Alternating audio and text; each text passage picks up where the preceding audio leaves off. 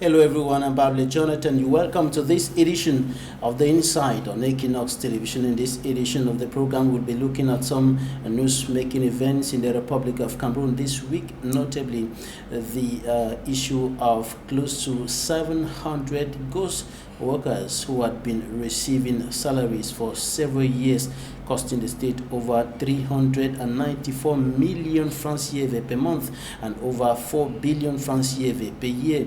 And those are fake ghost workers were unveiled by the Minister of Finance, Louis-Paul Moutazi, during the last head counting of civil servants in the Republic of Cameroon. We shall equally take a look at recent developments in the two Anglophone regions of the country with regards to the deepening crisis that has been rocking the northwest and the southwest regions of the Republic of Cameroon for more than 2 years today. And we'll equally take a look at the growing rate of unemployment, especially among young people in the Republic of Cameroon. Stay with us and meet our guests in some few seconds.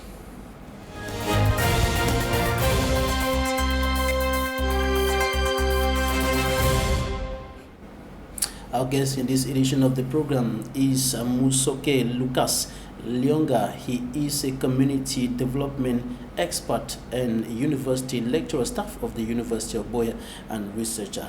Mr. Lucas, you're welcome to the program. Thank you very much. I wish to say I'm happy to be here at Equinoxe. Right, we're going to start right away with the issue of ghost workers. This is not, however, the first time, but this time around the number is quite significant and even disturbing. Close to 700 names that have been featuring on the state payroll for several years and costing the state over 4 billion francs CFA per year. And these names were unveiled by the Minister of Finance, Louis-Paul Moutazi, in the last head count of civil servants in the Republic of Cameroon. What's your take on that? I wish to first of all say that it's a good effort that the minister did to make sure that they know those who are actually active in the civil service and taking salaries, those who are due salaries and those who are not due salaries. And if we go by the figures, probably the state might have lost about 50 billion or so. And I think that this money is very small. I would have been so happy to hear that the Minister of Finance came to explain to Cameroonians about the thousands of billions that the Cameroon government has lost with respect to the AFCON that we are not going to host. You see, priorities are important. Cameroon is going to suffer in 2019 so seriously by the AFCON that we have lost. I thought that the minister, instead of bringing something which is so small, they would have talked about the impact of the AFCON, the loss of the hosting right of the AFCON. It has an impact on the economy of Cameroon. Now, despite how small the amount of money that the state has been losing as a result of the issue of fake workers, it has a significant impact on the economy of the country. No, the state this has been going on for several years. Yes, the state is involved in this mafia. Let me be very clear here. The state itself is involved in all what is going on. So they pretend at times and bring things to make as though they are not aware. All these ministers and governors and the rest, they have people that they have put, they have people that are fake and they are still collecting salaries. So let us not make something that is like we are distracting Cameroonians. You see, the Cameroon government has not been serious because people have been complaining about a number of persons who have even traveled abroad and are still collecting salaries. And now they are talking about debt or go. It shows that the system is inefficient. If you have a system that cannot capture the debt, that cannot capture fake workers, it means that that system is inefficient. So don't come and express your inefficiency to the public. You are rather telling the public that you are inefficient by harboring dead workers, about 700, still hanging in the payroll of the state. It means that the state payroll, or those who are managing the payroll, or the Minister of Finance, is inefficient. In fact, it has been going on for quite a long period of time, and there was nobody to fish out those names. In a serious country, the Minister of Finance or all those who are concerned will be fired. Because if you come to the public and tell us that you have discovered 700 ghost workers and so on, how come that up to 700 dead persons will still be receiving salary? It shows that the system they are using is inefficient. And if it is inefficient, what have they been doing all this while?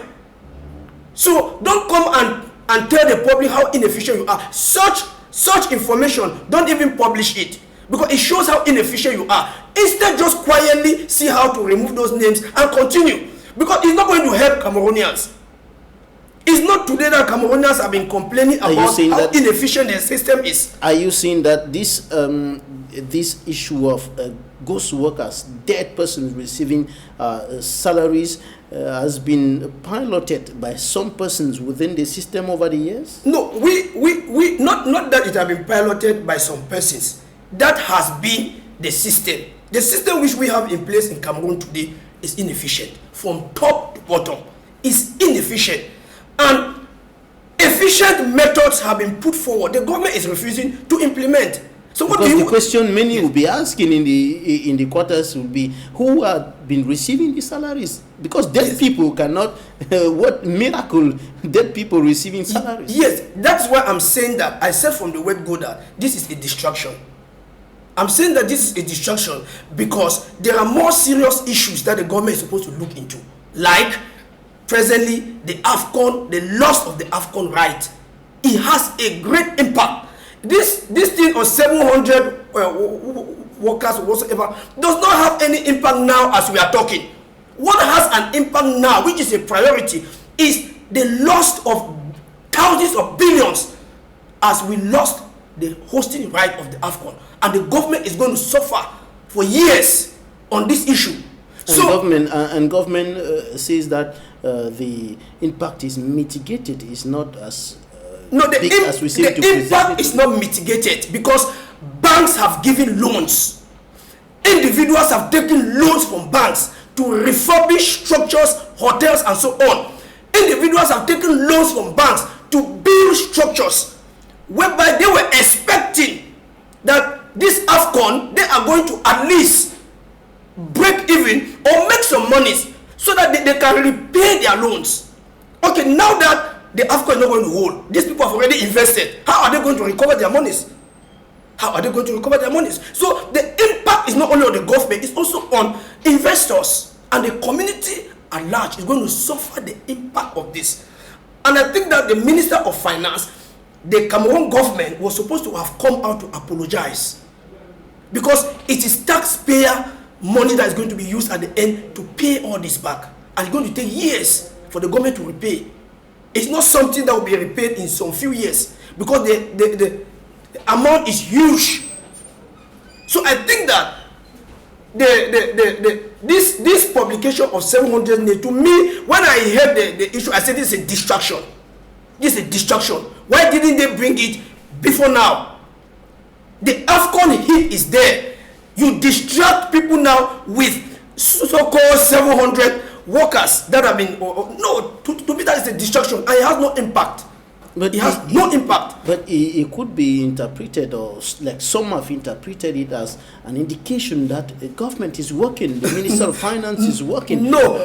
These names have been there for quite a long period of time. Frankly speaking, the day that the Cameroon government will start working, everybody will know. You don't deceive the public, and you cannot continue to deceive the public. The public is being deceived.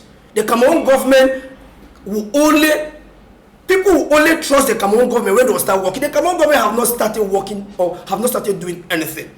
We will be talking on some issues even as we go Why down. Do you say that the Cameroon government is doing nothing when we are seeing some projects that have been talked about, so much talked about? The second bridge over River Wuri, the Lompanga Dam, the Mekin Dam, and all of these projects that have been talked about as the major achievements of the Biya regime. Yes, I evaluate the Cameroon government from 1960 to date. That is how we do the evaluation of Cameroon government. And when you do it, you have to also evaluate in comparison of other economies that were not up to the Cameroonian or the Cameroon economy. The first error that the Cameroon government made is that the Cameroon government forgot that Cameroon is a bicultural nation. And because it's a bicultural nation, it's highly risky to manage a bicultural nation. You must take the two cultures into consideration.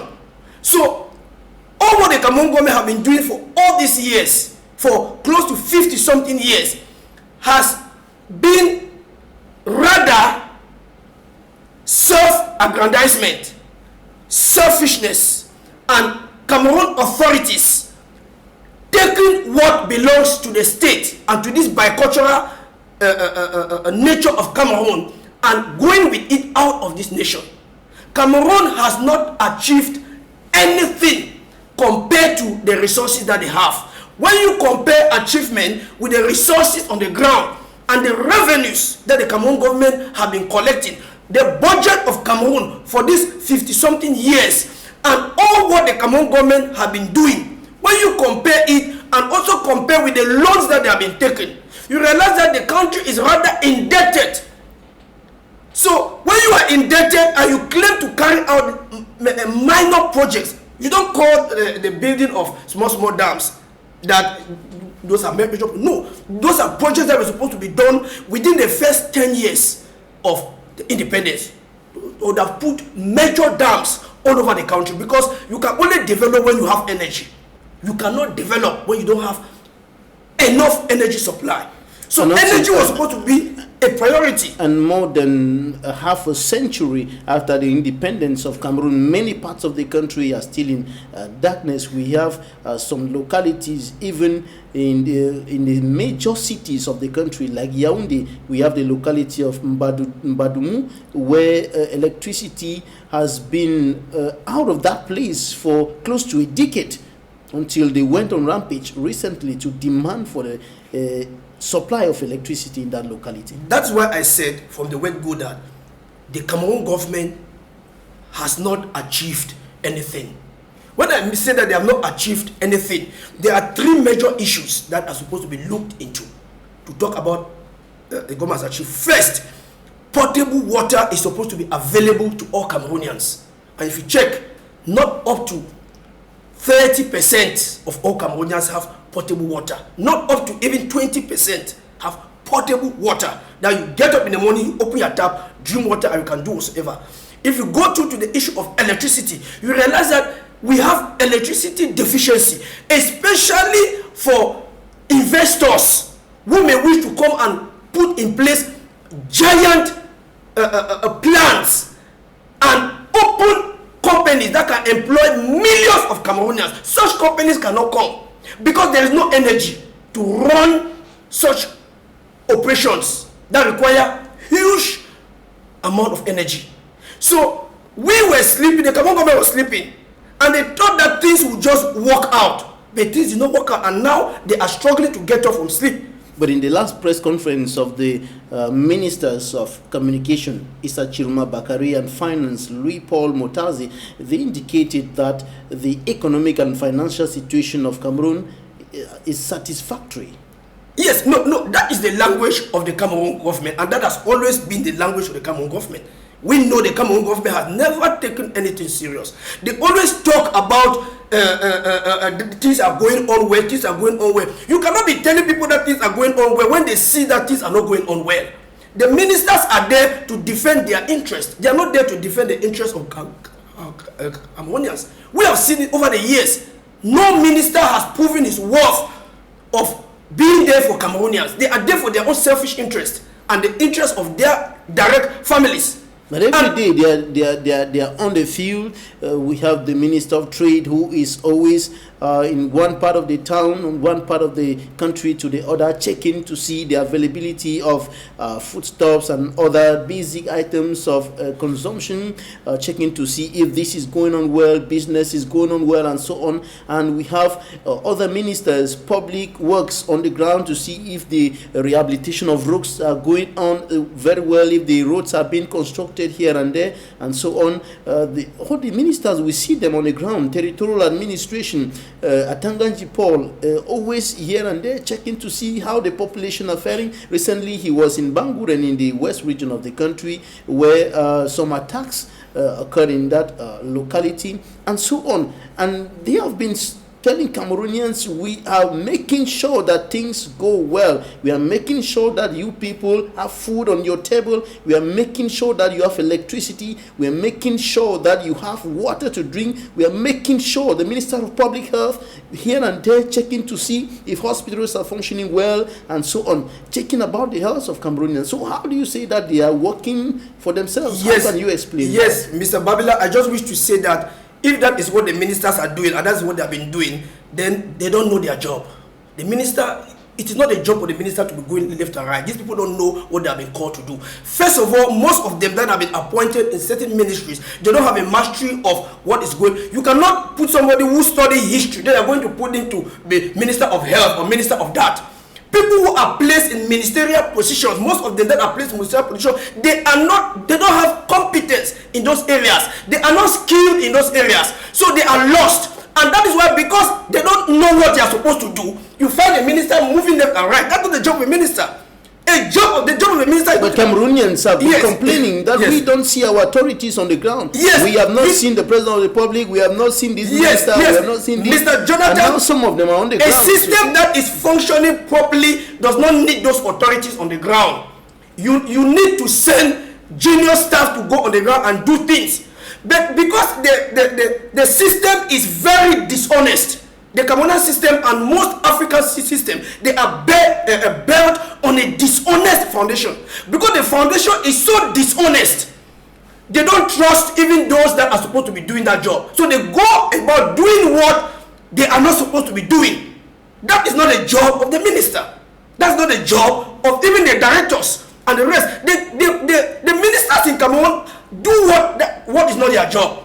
They do what is supposed to be done by junior staff, and they are supposed to look into strategic issues of the nation. They are going out to do minor things that can be done by clerks and chiefs of services. Then you find a minister is going down to the minister. They don't know why they were put there. Ministers are strategists. They are strategists. They are not people to be going there and wasting time. That's why I'm saying that most of them are placed in ministries of which they have no competence. And because of this issue, they don't have anything to do. Because you read the history, they put you to Minister of Health. What are you going to do there? You read geography, they go and put you Minister of something which does not match with what you study. But what are you going to do? But the justification is that most of those positions are political. No. They are not technical, they are political. No. Even when a position is political, even when a position is political, put a competent person, put the right person at the right position. That is what is done elsewhere. So that even though you are a politician, you understand the terrain. It is your domain. So that when things go wrong, you know. When things go wrong, you can correct them because you are competent. For example, Minister of Public Health is supposed to be a seasoned professor who has experience in that area, so that he will know how things are moving. You put the right people at the right places. But in Cameroon, they put authorities, they put people to head institutions, whereas they are not competent. You have people who are more competent working under you, and now you are threatened by their presence because you don't know what is going on. If they don't tell you that this is what's going on, you are lost. It's not supposed to be so. So somebody who is heading a ministry. And this debate on the competence of persons appointed to some persons of responsibility was in the news recently after the appointment and, of course, the installation of the new Director General of the National School of Administration and Magistracy, ENAM. Somebody who just graduated from that school 2 years ago, has just something like 2 years of experience in the administration after handling some down the line positions. He's been appointed to a strategic institution like that one to manage an institution where you have senior professors who have greater experience than him. This issue was on the news recently. Yes, permit me to make two comments on that. My first comment is that the Cameroon government has failed. And why has the Cameroon government failed? There are two issues. First, they thought that they could train administrators, but those administrators are the ones that have frustrated this country, because the so-called school which we all hail as so-called yes, Enam, to me such a school is not even supposed to exist, because the entry requirement is corrupt. So let administrators be trained in universities. You're supporting the idea of the candidate of the Social Democratic Front in the last presidential election, O.C. Joshua, who said if he was to be president, his first action would be to close up. We don't even need him to become president first. Let Enam be closed down. It's of no use. That school is of no use. It does not train administrators in Cameroon, because these are the same corrupt individuals, which means that the school is teaching people to be corrupt. Because all the magistrates, all the authorities we have in Cameroon, they are corrupt, which means that they have gone through a system, probably there's a course there which is called corruption in action. They teach them corruption, because these are the people who have frustrated this country. Then the government also tried to use professors to fail them, because all those that they have appointed, they too have entered the ball game of corruption. Professors are very dishonest, and that is one of the greatest problem we have in Cameroon. We have dishonest intellectuals, very, very dishonest. The government have tried them and they have failed the government. MOSOKO Lucas LYONGA, community developer, university lecturer and staff of the University of Buea. Right now we're going to take a look at what the newspapers reported this week, the press review by for me Armstrong Sander, and when we come back we'll talk about youth unemployment and unemployment in general in the Republic of Cameroon. Stay with us.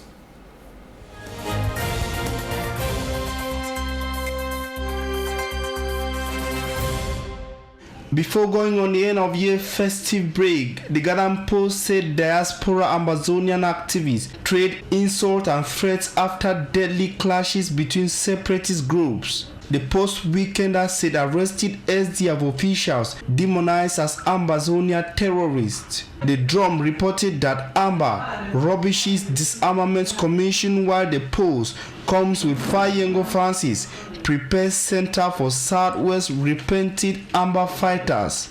The Info, Anglophone crisis held for CDC workers. Eden, CDC banana workers strike over months of unpaid dues. The Rambler, Anglophone crisis commissions clemency for 289 persistent deadlock. The Median, Peter Esoka suspends Vision card again, while the Rambler, Esoka wins a crown presidency amidst effort to pull telecom media regulations. In another issue, the Garden Post said Major General Hung lobbies to become president of Vietnam to take over Nextel. The Post-Weekender on same story said architect of Nextel Cameroon's problems as Vietnam presidency. The Garden Post reported why Buea Council voted to change town slogan. The Median, Buea Council from legendary hospitality to excellence.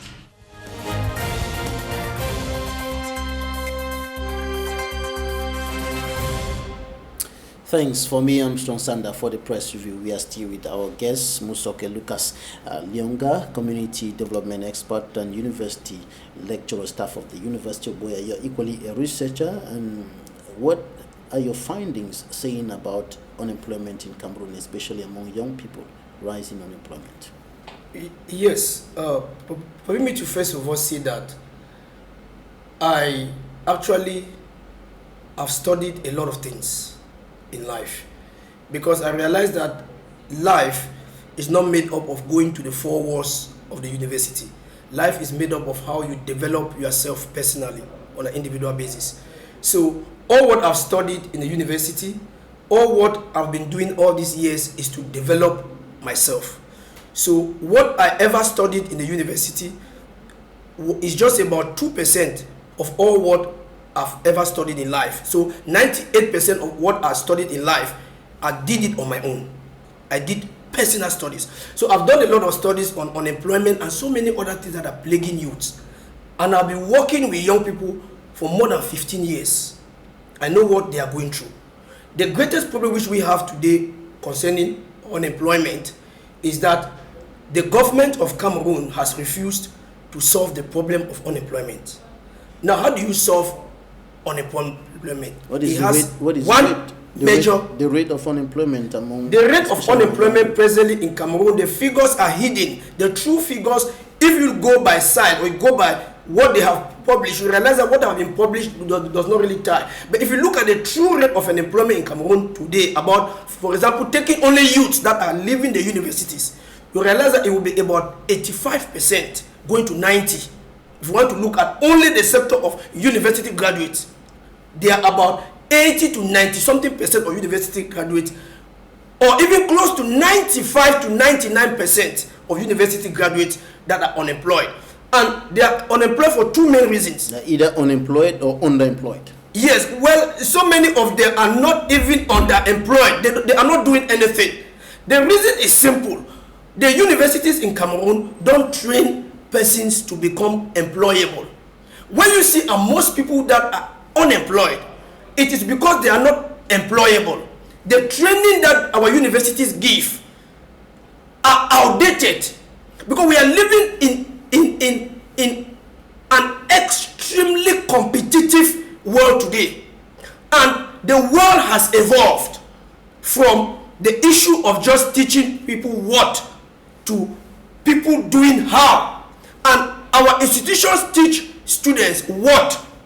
They are not teaching students how. And the world is looking for how, and not just any how, but skillful how. I would love to explain this. For example, a student who has studied history, when you finish, 2,000 students graduate with history. What are you going to do with it? The best you will do is you apply to go to ENS to become a teacher. But how many teachers would the government take who have studied history and so on? And that history, to even take you to study, to be trained to come and teach history, is very difficult. That I've chosen just one aspect. The world today is not driven by theory. The world is driven by practice. And the world is looking for high-skilled entrepreneurs. It means people who can take initiative on their own. Not people who will leave the university and is going to look for jobs. The government does not employ. The government has never been an employer. The government of Cameroon and most governments in Africa forced themselves to be employers, and it has backfired. And now they are not able to correct the error. And how do you correct the error? So the problem yes, of the rising unemployment rate, especially among young people in Cameroon, is at the level of training. Yes, at the level of university trainings. University are still training the what. They are not training the how. And when you don't train the how, you are wasting your time. And this question has come up. And where is government's responsibility in that aspect? Government responsibility is this. The structures that we have in place.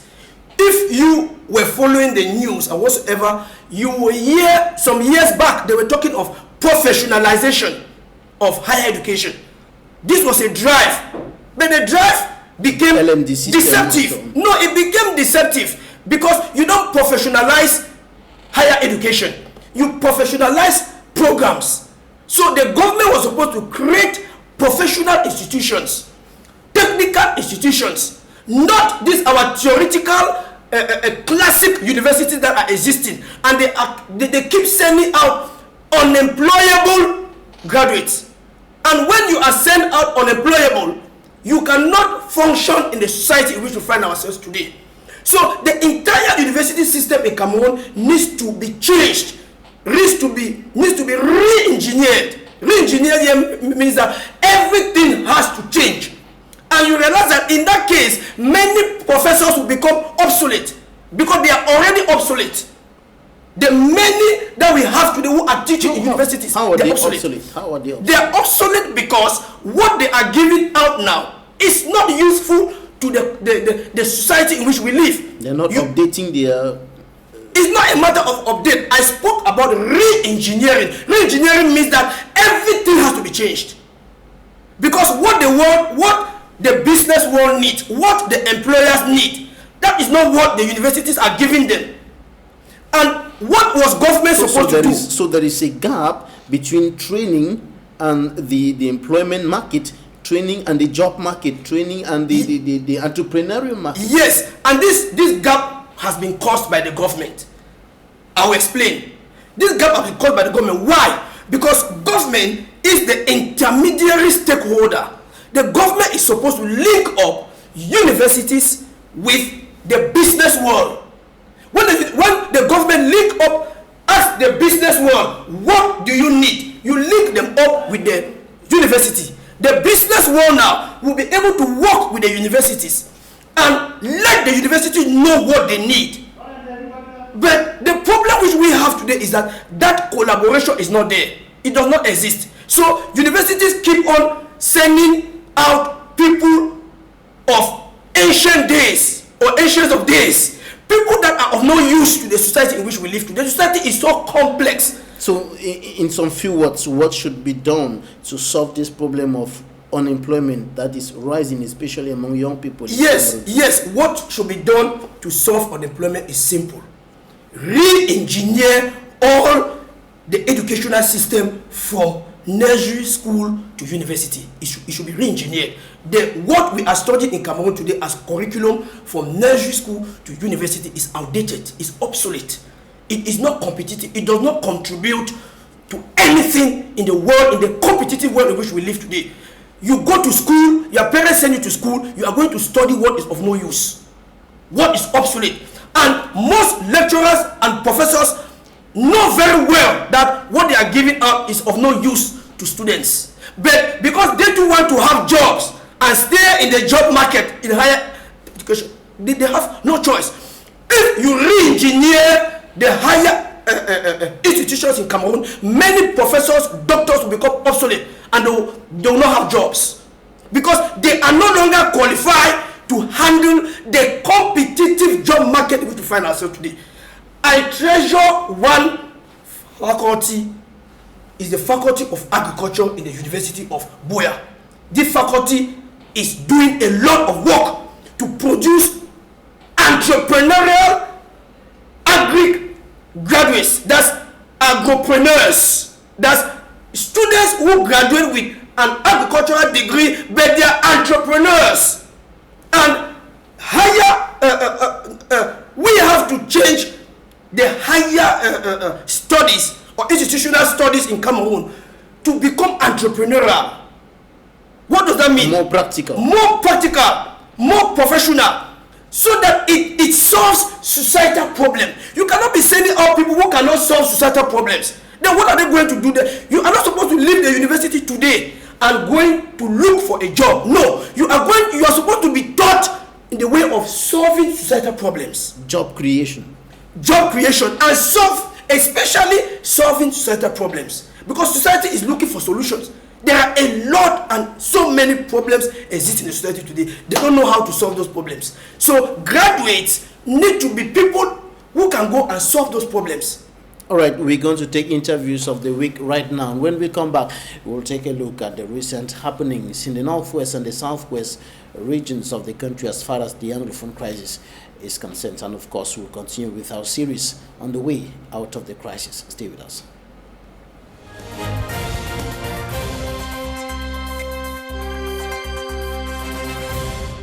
To be sure that those who are going to have something today, all of them are from Mbonge. That is why I call for the mayor of Mbonge, who is your brother, your father, and is the man who can testify that those who are receiving things today, all of them are from Mbonge subdivision. The Lord Mayor, if you see somebody who is not concerned, let me know. I am going to withdraw his name. I am just here to relay his higher instruction. He said that he's going to do his best to be sure that all of you, let me say each of you, has where to stay. They don't chakra all our place. We are place for them. They don't broke our house. Take all our things, them all. Chop other father or me, so I don't be for bush for 9 months. For inside forest for 9 months. So we be sit down 1 year. They say you want to spray medicine, kiwi for inside bush. I carry picking them for inside bush again. I run go for place where I don't even know. I take na bush. Today I carry for chap. I sleep for bush for 4 days. Nothing. Apart from my ID where it be for inside my bag. Apart from my ID, I don't get nothing. I dey for Changso. God for take and cook, no day. Place where we for sleep. Nothing, day. There was only shooting. There was shooting. I was inside the house. Somebody was shooting. Was in the parlor. We hear her shooting. We went to the room. We lie down. After, when the boy only turn around. After us come up on the door. We run inside the bush. And the boy, my father, cut.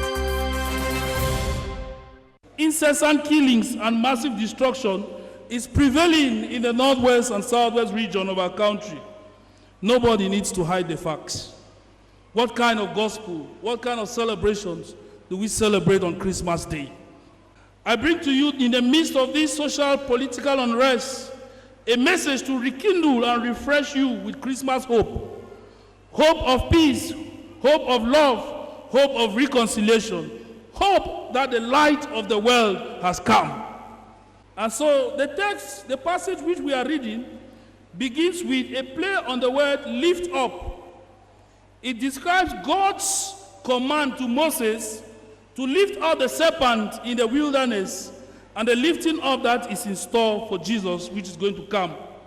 The idea of lift up was to look up to, depend upon, focus on that person. And that is the message I am bringing to you, Cameroonians. Focus on the Jesus who has come. Focus, look up to him. John uses this idea, calling upon us to lift up our master who has come. It's not just celebrating Christmas. It's not just to talk about Christmas. It's not just to eat and wine and drink. No, it's to put Jesus Christ at the center of our house. Put Jesus Christ at the center of our country. Cameroonians, we need to regain peace. Peace has to begin from within. It has to start from you. The peace that you give, that is what was typical of the Hebrew tradition, shalom. The Southwest region now having 18 health districts, and I can tell you barely 3 or 4 health districts are functioning, not up to full capacity, maybe to 60% of their capacity, just because of the socio-political crisis. It's affecting even the few hospitals or health centers that are working, because a lot of unpaid bills. They can't afford for health care. And of course, we are happy that for the Ministry of Health, some little input have been given to help the health facilities that are still functioning. They first of all shot a gun outside. When I was about getting up, I heard them coming towards the door. I just get up now with all my children. Then they asked me to come and show my father. I went in with them. Then they came and took my father, went with him outside, take the fuel, spray on the house and burn everything. My father lost all his documents, all our birth certificate. In fact, many things have been burned all because all our report. Then my junior report cards, birth certificate was all with my father. So they have burned all. Nothing is left. I have 7 IDPs in my house. There was struggle and fighting, so my father-in-law was involved. And suddenly I got the phone call that he was caught in between the fighters and was suddenly killed. So he shocked us. He was killed around Belo, and we buried him in our village. We kept her in Bamenda in the mortuary and buried her suddenly in May, one month after. So after the event, there was this struggle. There was nowhere my family-in-law could stay. They had to travel down to Yaoundé to my mobile home. So since then, I've been trying to lodge them. When it started, people resisted. Then after a while, they started calling us who live out of the two regions, that we have children, we don't know what to do with them. If you can help us keep them in Yaoundé for some time, we say, okay, there's no problem, because that's something you cannot even refuse. If you refuse, what do you want the family member to do? So we say, okay, send the children. They sent them. I have 7. The living conditions were not really the best. There were homes that were moderate. The living conditions were moderate. There were homes that the living conditions were really too bad, worst, as I can call it, worst. Because you wouldn't imagine a house, a 2-bedroom house where they have 17 people. I mean, 17 people of all ages. You have kids between the ages of 1 to say 24, living on the floor, on backs. It's deplorable. Even the water we drink, we cannot manage. It's making us be sick every day. For example, my children here, they are even sick.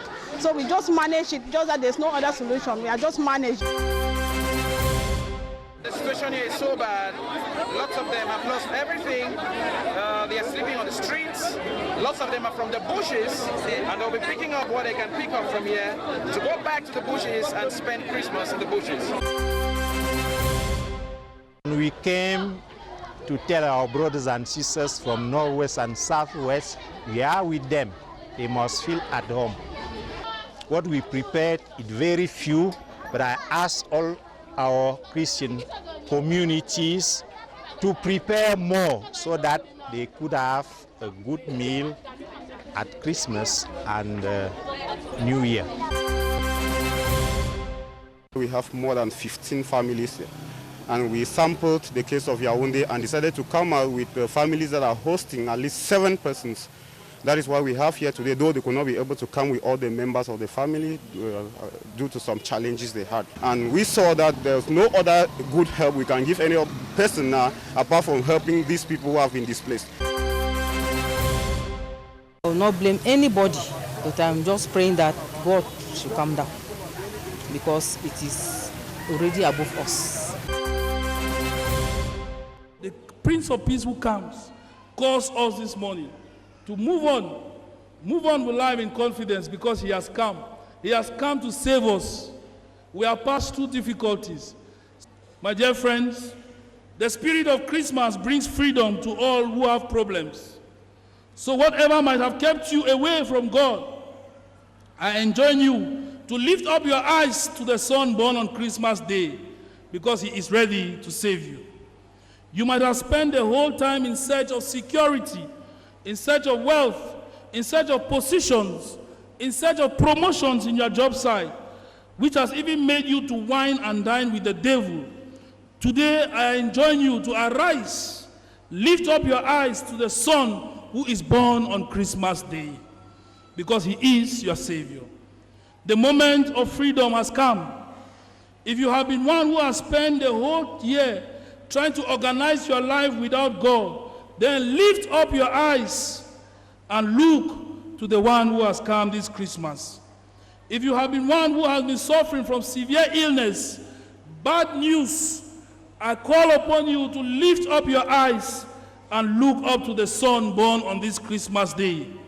If you have been deprived of all your joy and tears have filled your heart every day, it is not all lost.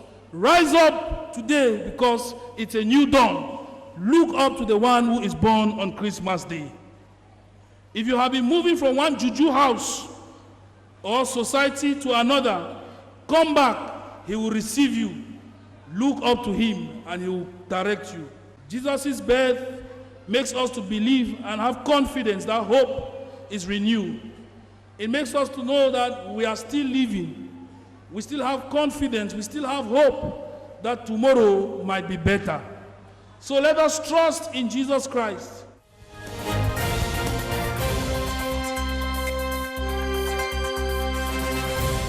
Those were interviews of the week. You welcome back.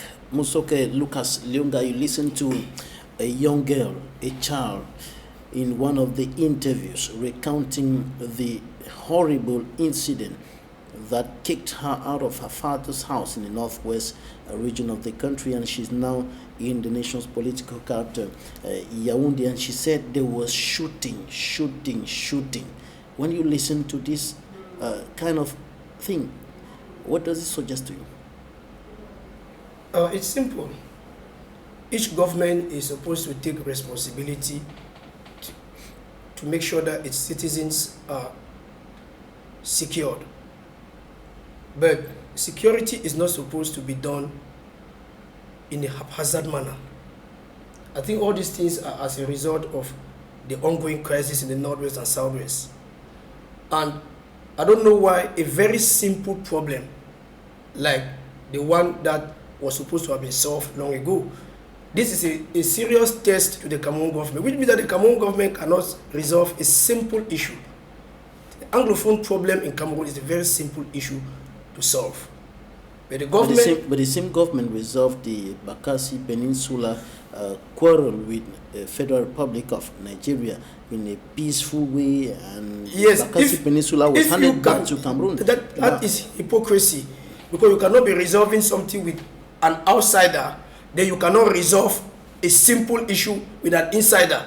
It is easier to solve an inside problem than to solve an outside coming problem. From outside. Yes, which means that you have refused to solve the internal problem. The Anglophone crisis is a very simple issue to resolve.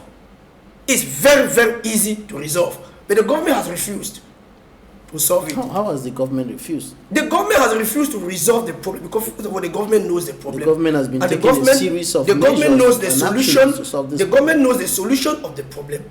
Then you send military to go and be killing people left and right. Is an internal simple problem solved by sending out the military?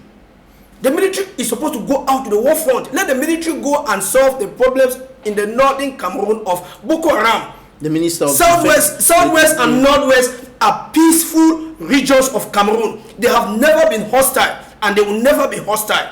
So don't send the military to go and be destroying people's homes in two peaceful regions. The minister delegate at the presidency in charge of defense, the minister of communication, the minister of territorial administration, and many other government authorities have been saying this repeatedly. The military is there to protect the population and not to kill and not to destroy. No, the military does not protect the population because we don't have war in the Northwest and Southwest. We don't have war. If we don't have war in a place, why do you intensify military presence there? The police and the gendarmes are very quiet and outgoing persons who have been doing their job quietly. Why do you send military into a place that does not have war? And you have sent the military now to go and cause chaos. Hundreds of villages destroyed. I think, is that peace? And the destruction is being destruction of human beings. It is being attributed to the pro-independence fighters. Government has been attributing they have never been pro-independent fighters. They have never been. Or separatist fighters, as they have never been separatist fighters. They even referred to as terrorists. Yes, that's why I'm saying that this problem is very simple. But the government has always been using the wrong approach. Why do you send the military to go to a place that is peaceful? To go and do what? The military has gone and radicalized the population. And the population have been radicalized by the military. What has the military helped? The military has not helped in doing anything that radicalize and kill. Now, you live in the Ministry of Defense has, however, dismissed all such allegations indicating that the military is killing people, is destroying, burning, even though these allegations are coming from the population who are on the ground. The government has constantly rejected the government ministers don't live in the Northwest and Southwest. Insisting that the job of the military, the job of the soldiers, is to ensure the safety and the security of the population. Let them send the military. You are on the ground. In the north. You are on the ground. Yes. You are on the ground. What is your own reading of the situation on the ground? Now, it's simple. The reading of the situation of the ground is that the population has been radicalized.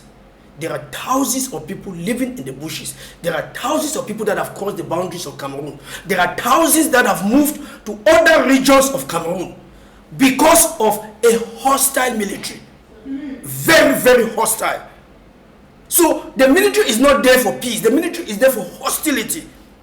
I think that you don't send a military to a peaceful, regions. Are you saying that the situation is deepening because of the military solution that is being implemented? There is no military solution. There is no military solution, and there can never be a military solution to a simple problem.